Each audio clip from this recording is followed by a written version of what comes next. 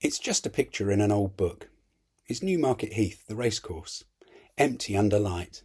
Flat land, big sky, 3 buildings. The first, the rubbing down house, is an earthy brick-built block cut by the painting's edge. The second, the King's Stand, a little way off on the horizon, neatly detailed with the upper viewing gallery shuttered. The white guardrails lead off across the heath to the third building, the Duke's Stand, 10 minutes walk away, its dark roof lifted to the sky.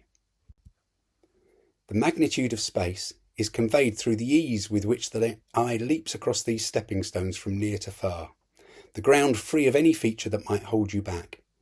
Distance gathers speed. The very land runs. It's just a picture in an old book.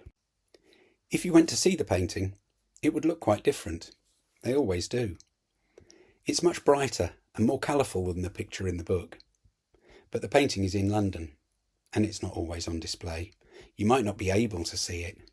You might have to rely on a reproduction as your only access to the painting.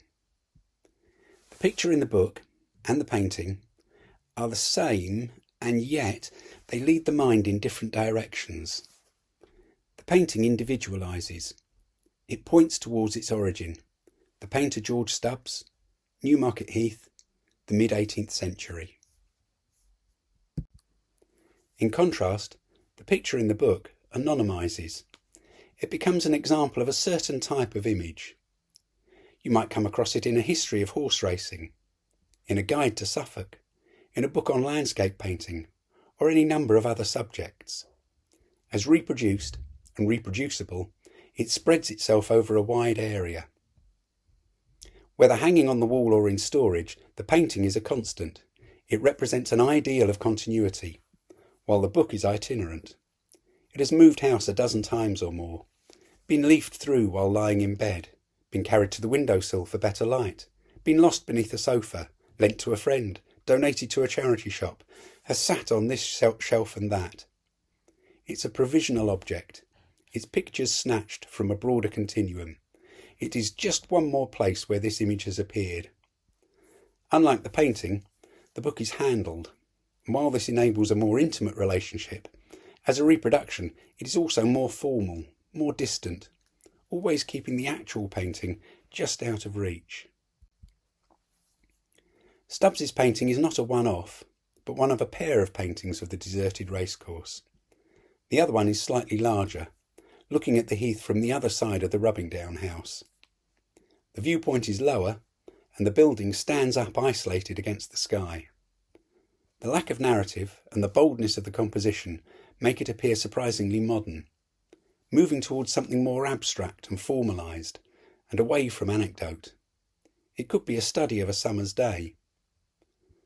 The pair are finished paintings, they're not sketches, and they remained a pair until they were separated in 1958. Stubbs kept them in his studio for the rest of his life. They are also preparatory works, and were used frequently as backgrounds in larger paintings. Each time they were recycled, Stubbs altered something, changing the angle of the building, brightening or darkening the sky, turning the detail and crispness up, or softening the focus, moving the trees on the horizon nearer or farther away. Each iteration has its own distinct character. Each is a repetition with variations. None are identical. The picture in the book, with its faulty colour registration, takes its place among all these other versions. The reproduction is duller than the painting on the wall. The sky is darker, and the contrast reduced. As a copy of the painting, this is a loss, but as an image in its own right, it's simply different. The reproductive process evens out the tones of the painting, like sepia varnish.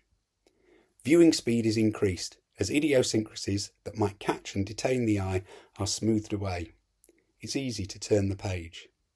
And this is really interesting because the rate of consumption of information, rather than a galloping horse, is the most revealing image of speed in the 21st century. If you enjoyed this video, please like and subscribe, and visit my channel Think of a Picture, where you'll find lots more short, thought-provoking videos on art. Thank you.